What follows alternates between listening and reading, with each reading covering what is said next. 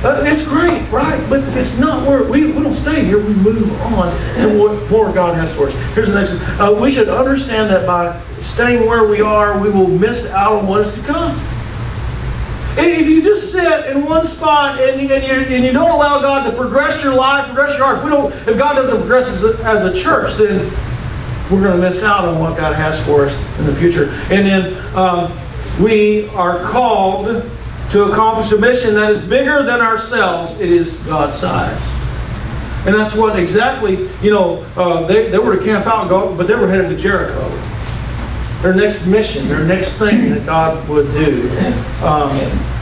So my question is, in the next slide, is this. And Ben, y'all can come on up. Will our children ask? That's the question for us. Because we want to leave this legacy behind. Will our children ask, where has God been and what has God done? Will our children look at our personal lives and will they ask us, will they say, what has God done in your life? Where's He been? Are you living a life that makes them curious as to where He's been and what He has done? Will our children ask about our church, where you've come from and what you've done? See, there's one more thing that happened in this story, and I'm going to just close. Let's run a couple of slides up. Right here. No, back up. Right here. The dumb rocks. It says, and the people, that's us, right?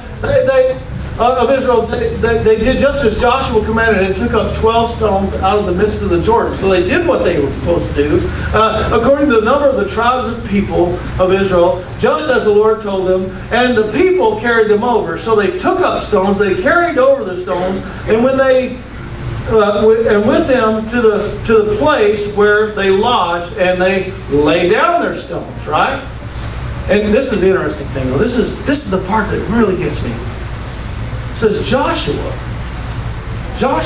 when they did that, he did something. It says, Joshua set up 12 stones in the midst of the Jordan, in the place where the feet of the priests bearing the Ark of the Covenant had stood.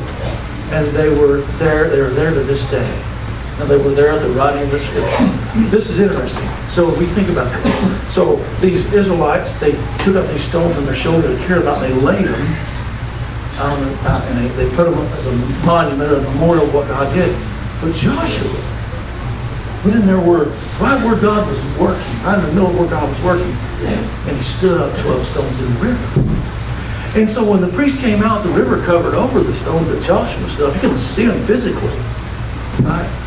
But there were stones out there that on the outside that he could see physically. I thought, what a parody. You see, that Joshua is just another name for Jesus. Joshua in Hebrew is Yeshua. God is my salvation. He goes in the middle of the river, in the turmoil, in the current, and he stands up 12 rocks. He does work inside.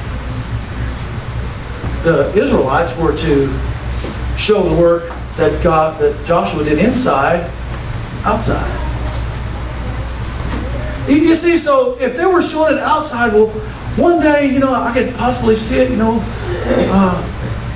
the Israelite family, and they're going out there along the edge of that river, and there's a mom and a dad and some kids, and they look at mom and dad and they say, hey, what do these rocks mean? What does this mean?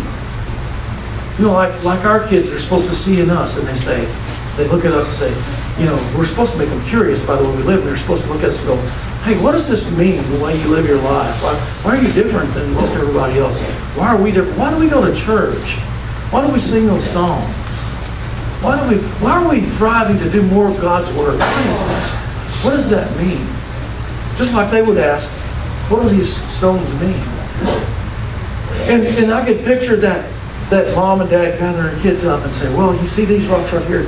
They're just a representation of something that happened right out there. You can't see it right now. You can't see it because the water's too high. But out there, where God was working, where He parted that water right in the middle of that river, Joshua stood up 12 stones. And so we did this on the outside, so you would know what's going on the inside. The same for us. Right? When our kids ask, what does this mean? You say, well, you see, we do all this because there was one day that Jesus, right here, in the middle of all this turmoil and sin and all these problems I had, He set up a monument in my heart. He changed me forever. And you can't see it in here, but you can see it out here. Amen. So I want to ask you, will our children ask one day? Let's stand up, let's sing.